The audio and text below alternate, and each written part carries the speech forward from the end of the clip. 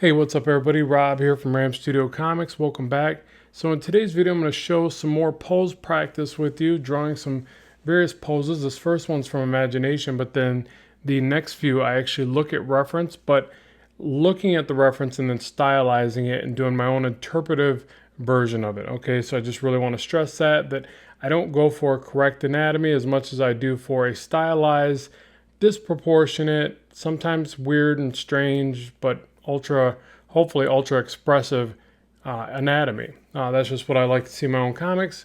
You know, your mileage may vary, right? If you like a more realistic approach, then you're going to stick more closely to the reference. So a lot of times that's why I don't even show the pictures if I am looking at reference, because I'm glancing at the reference more than trying to, copy it verbatim or something like that. But today's video, instead of talking to you about the how, since we've got a lot of how to draw videos on here, and you can reference those on the channel. I show lots of different videos where I break down why I make certain choices to build up the forms and ultimately, refine the work as I go.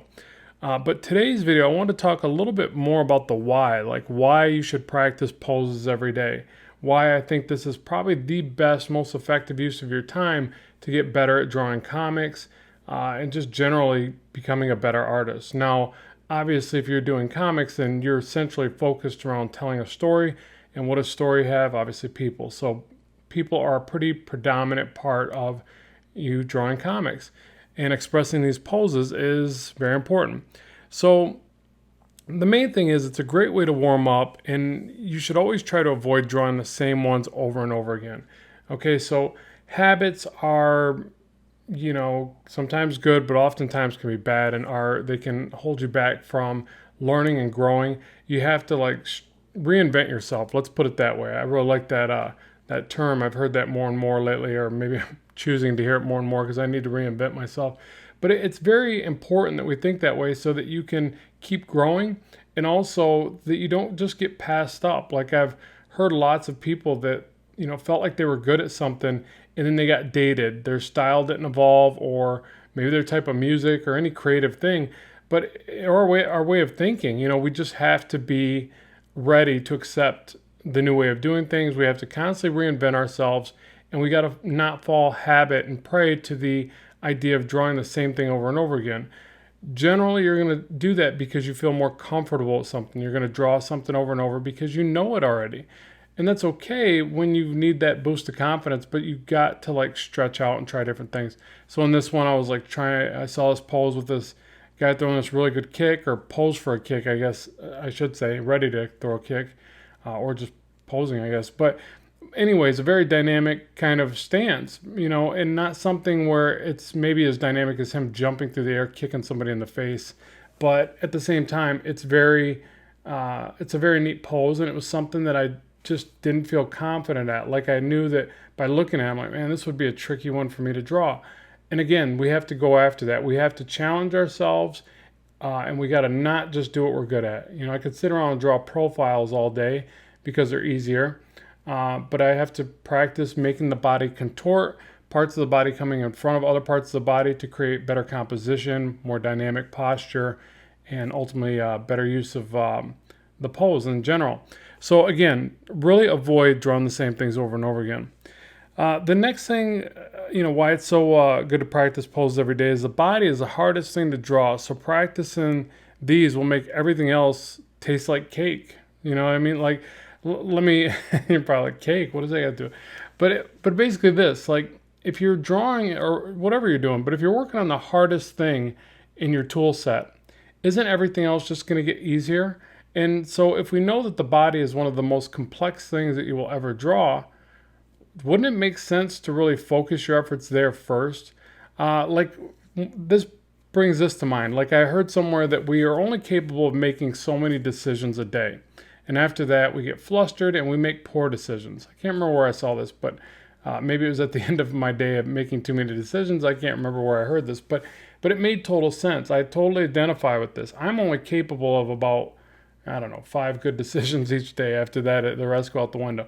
So you get this number. We all have different numbers. We're all different at, being able to focus on a variety of things with some level of effectiveness. Like supposedly, and I believe this, women are better at multitasking than men. I totally agree. Maybe it's just because I'm not good at multitasking, but I identify with this. So the thing is knowing that we can only make so many great decisions, or really accurate decisions, really conscious decisions each day, wouldn't you put the things that are most important to you and require the most of your full capacity of decision making at the very forefront?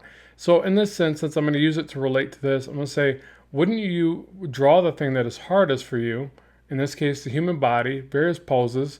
Maybe for you it's you're good at drawing bodies but you're bad at drawing backgrounds. Then I would probably say start with backgrounds each day. I would want to master the thing that is hardest and that I need the most attention on, and the most focus on. I'd want to work on that first. So that's just how I'm going to relate it. You can relate it in your own way, but that's just my take on it. And also, bodies are the main focus of any story, like I kind of touched on earlier. The body is kind of the biggest part of the narrative. If you say that, okay, well, we relate most to the face of our characters, which is true. So we look at their face first, we look at their eyes first, then we generally will take in the rest of a character or a person that we're talking to. We'll look at their body language, we'll look at the shape of their body as far as attraction and things like that go, or are they more fit than us? Should I stand a little straighter because they got better posture? I don't know if all this factors in, but what I'm saying is that with comics, the person, the characters, the interaction of these characters, the fight scenes, the talking scenes, the walking down the street scenes, whatever, that's really where the story is. The other stuff is like props. You're like a director and you're putting all these props and things, a city in the background, you're putting some cars to, maybe a flying car if you're trying to show futurism, futuristic scenes, futurism. Anyways, so you're basically setting all those props around the characters. The characters are the main focus, and again, they control the narrative. That's the story, is the people. So you should spend the most amount of your time focusing on creating characters that tell a story. That's also why I wanted to take the time to convert one of these poses to a recognizable character, so Supergirl, because I want to show that, well, for one, how I would take it from a mannequin style, which is basically what these other ones are, and then add the other information over top and show you, how I rework it and stuff like that, which obviously you've seen plenty of videos where I do this process. But this is where I take that mannequin and I give it that extra little bit of story, and in this case, Supergirl. So I just really want to stress that I think focusing on the bodies is so important. Now, I know that goes without saying in some regards. It's like, well, hey, of course I draw bodies every day. But I think that you just have to be a little bit more deliberate about it. You have to think about what component of it are you really trying to get across. Like, for instance, I love those shots on Pinterest where you won't just see poses, but you'll see one that maybe is labeled action poses, or one that's labeled flying poses, kicking poses. That's the kind of deliberate studies that you need to do. If not, you could just sit there and draw and doodle all day long, and maybe you lock onto something, maybe you get a little bit better. I mean, just the act of doing it's going to make you better, but instead go into it with a very deliberate mindset. Say, I really need to get better eyes. My eyes are okay, but I'm missing something. I see eyes that are drawn by, J. Scott Campbell, or, Jim Lee, whoever your favorite artists are, and you're like, man, their eyes are just so cool and they got so much expressiveness. What am I missing? And really pay attention to that and do some studies of it. The other thing I want to say in this video too is I keep seeing people that seem to think it's wrong to study from great artists that are better than yourself that you admire.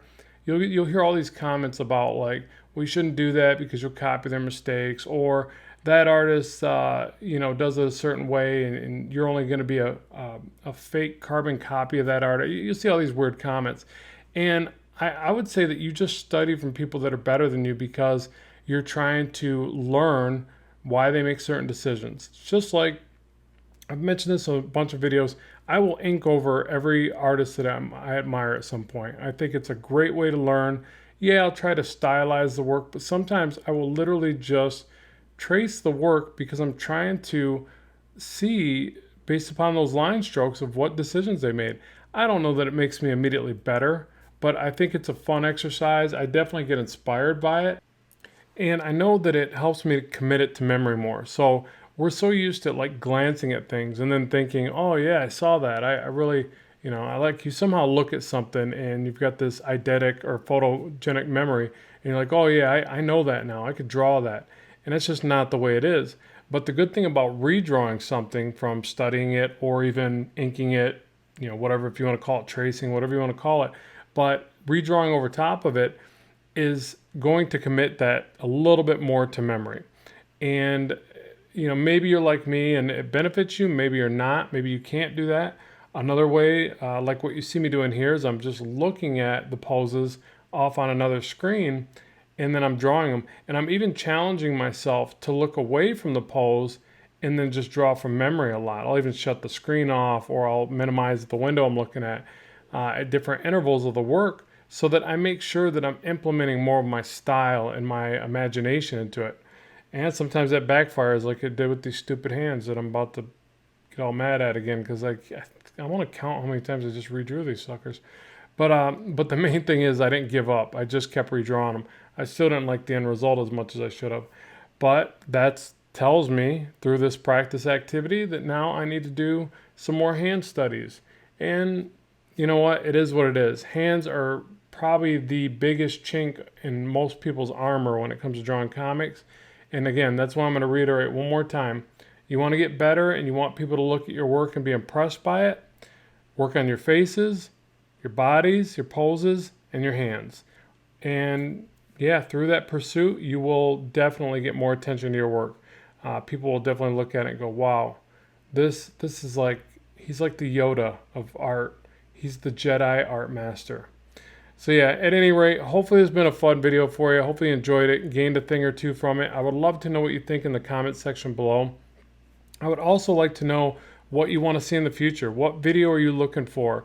I've done so many of these darn things. I'm starting to really wonder, like, what should I be doing more of? So make sure to comment and let me know. Your guys' direction is always a very important thing to my YouTube channel. So more content is on the way very soon. As always, keep drawing, keep having fun, and bye for now.